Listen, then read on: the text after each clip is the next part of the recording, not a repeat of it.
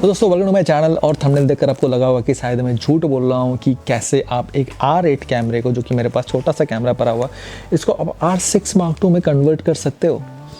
और वो भी जस्ट आपको 4 से 5 हज़ार, आई थिंक 4000 भी खर्च नहीं करने पड़ेंगे। This is that simple. अब कैसे दोस्तों, मैं कोई क्लिकबेट के लिए वीडियो नहीं डाला हूँ, ये याद रखना। मैं लिटरली इस कैमरे को R6 Mark II बना कर रखूँगा, वो आपके पास। तो आप बोलेंगे यार मुझे तो R6 Mark II half price में मिल जा रहा है। Yes guys, it is true. You can convert this R8 into an R6 Mark II, and those features that are missing in this camera, it can be included with the expense of only 4000 or maybe 5000. So let's start with this. सबसे पहली बात दोस्तों, अगर आप R6 Mark II से इस कैमरे को अगर कंपेयर करते हो तो there are few significant difference और significant disadvantage of this camera, जो कि है, जिसको हमें कवर अप करना है आज की वीडियो में कि कैसे हम इस R8 को R6 में कन्वर्ट करते हैं। चलिए बात करते हैं, सबसे पहले स्टार्ट करते हैं दोस्तों। ये जो कैमरा R8 है, इसका प्राइस अराउंड 94,000 बॉडी ओनली है। और when you compare with R6 Mark II, जिसका जो प्राइस है which is around 1,50,000 body only है। When you look at this two camera, आपको पता है कि there is a very big significant price gap between these two camera, R6 Mark II and R8। अभी R8 को लेकर लोग ज़्यादा सीरियस नहीं होते बिकॉज स्मॉल बैटरी, स्टेबलाइजेशन नहीं है, doesn't look like a professional camera. But yes, मेरे साथ बने रहो दोस्तों, just you have to spend 4 to 5,000 and your camera will be like R6 Mark II। Yes, let's start। तो दोस्तों R8 and R6 Mark II के अंदर sensor आपको सेम मिलता है, प्रोसेसर सेम मिलता है, स्पीड जो कैपेबिलिटी होती है वो आपको सेम मिलती है। आपका यहाँ पे वीडियो फुटेज जो होता है वो भी मोस्ट प्रोबेबली सेम मिलता है। R6 Mark II में 4K 60 मिलता है और साथ ही जो बिट रेट वगैरह मिलते हैं वो भी शायद आपको यहाँ पे दोनों के सेम ही मिलते हैं। लेकिन R8 जो है R6 Mark II से डिफरेंट कैसा है और क्या क्या फीचर ये लैक करता है जो R6 Mark II में मिलते हैं, वो सारे फीचर्स कैसे आप 4000 स्पेंड करके पा सकते हैं अपने इस कैमरे में। लेट्स स्टार्ट विद दिस, ताकि आप आने वाले टाइम पे अगर आप चूज़ करें कि R6 Mark II लेना है, R8 लेना है, तो आपको पैसे 1-2 हज़ार नहीं 40-50 हज़ार तक आप सेव कर सकते हैं। चलिए स्टार्ट करते हैं कैसे दोस्तों। अब यहाँ पे 3 बड़े सिग्निफिकेंट डिफरेंस मिलेंगे आपको R6 Mark II से अगर आप R8 को कंपेयर करते हैं। तो सबसे पहला, it doesn't have a stabilization. तो सेंसर स्टेबलाइजेशन नहीं है, यू नीड दैट। तो आप उसे कैसे डालोगे इसके अंदर, चलिए उसे हम लास्ट में बात करेंगे, उसके लिए वीडियो लास्ट तक देखिए। Second, you need a bigger battery. तो बिगर बैटरी का इशू इसे हम चलिए सॉर्ट आउट करते हैं। तीसरा है दोस्तों इसका जो बॉडी टाइप है, हो सकता है वो तो मुझे छोटा लगे लेकिन मेरे लिए तो परफेक्ट है, बिकॉज आजकल जितने भी गैजेट्स हैं वो सारे छोटे होते जा रहे हैं। It is easy to carry, weightless होते हैं, आराम से आप कहीं पे भी लेके जा सकते हैं और आप कभी भी आप बहुत टाइम तक यूज़ करेंगे तो आप इसे फील नहीं करेंगे। लिटरली मैं बोलूँगा दोस्तों, मैंने नाइकॉन के कैमरा से शूट करता हूँ वेडिंग, ये भी मैंने साथ लेकर गया था। लेकिन जो नाइकॉन के कैमरा को यूज़ करने के बाद जब मैं इसे कुछ दिनों से यूज़ कर रहा हूँ ना, it feels like I do not have a camera in my hand. इतना हल्का लगता ना दोस्तों।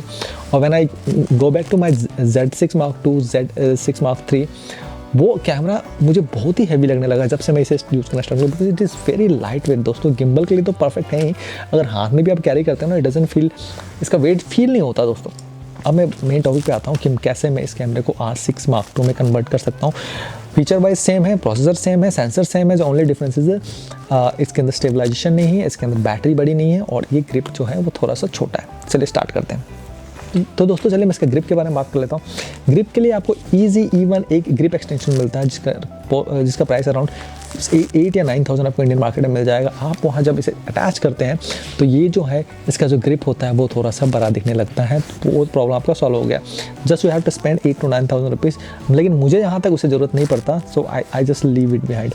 अभी चलिए बात करते हैं बैटरी का। दोस्तों बैटरी का इसका इशू कोई भी बड़ा इशू नहीं है।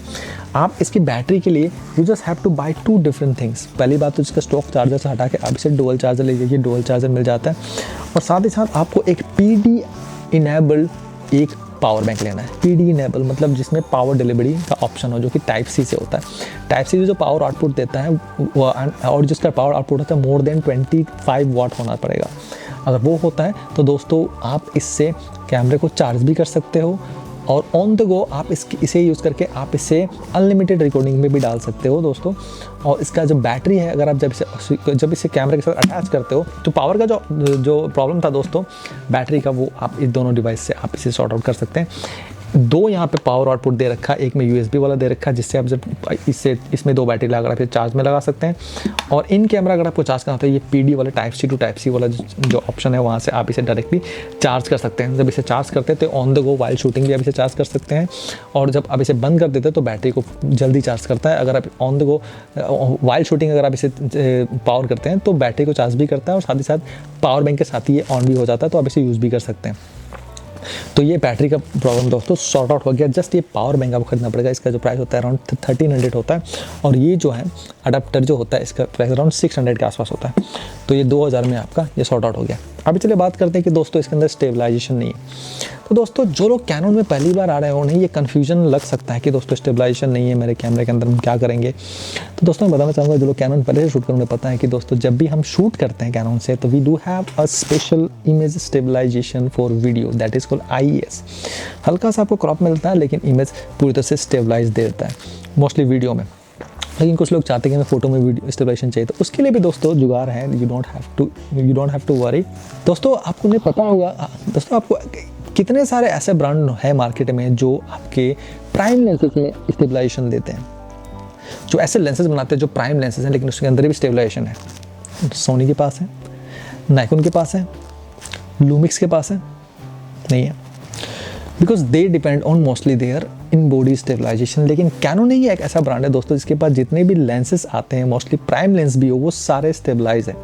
अगर आप लेंसेज करते हैं 35mm जो कि सबसे चीपेस्ट लेंस है अगर कैनन की तरफ से, उसमें आपको मैक्रो भी मिलता है, विद स्टेबलाइजेशन मिलता है। तो जब भी आपका सेंसर में स्टेबलाइजेशन नहीं है, you just add 35mm 1.8 macro, वो आपके कैमरे को ऑलरेडी स्टेबलाइज बनाता है, फोटो और वीडियो दोनों में ही। और भी अगर कैनन का एक लेंस 85mm f2 जब वो खरीदते हैं तो उसमें भी आपको RF मोड में आपको मिल जाता है स्टेबलाइजेशन। विद स्टेबलाइजेशन आपको 85mm का प्राइम मिल जाता है, विद स्टेबलाइजेशन आपको 35 का प्राइम मिल जाता है। तो आपको और क्या चाहिए। लेकिन कुछ लोग बोलते हैं हमारे पास पुराने EF के लेंसेज हैं, हम पुराने लेंसेज यूज़ करेंगे। तो मैं रिकमेंड करूँगा दोस्तों, आप एक ब्रांड का लेंसेज खरीदिए प्राइम लेंसेज, जिसमें आपको स्टेबलाइजेशन सारे प्राइम लेंसेज में मिल जाती है। That is called Tamron 1.8 VC series के जो लेंसेज आते हैं, वो लेंसेज 35mm भी खरीदेंगे, उसमें भी स्टेबलाइजेशन मिल जाएगा, जो कि मेरे पास ऑलरेडी है। ये बहुत ही बढ़िया खूबसूरत लेंस है दोस्तों, EF माउंट का लेंस है वो, इसमें आपको स्टेबलाइजेशन भी मिलता है। Tamron का 35mm 1.8 EF माउंट का है। तो मैं इसे अडॉप्ट करता हूँ अपने RF माउंट में। Now we have a stabilized Canon R8। ये रहा स्टेबलाइजेशन। तो दोस्तों स्टेबलाइजेशन ऑन हो गया। ऐसा ही आपको एक और लेंस मिलता है 45mm 1.8, वो भी VC के साथ आता है।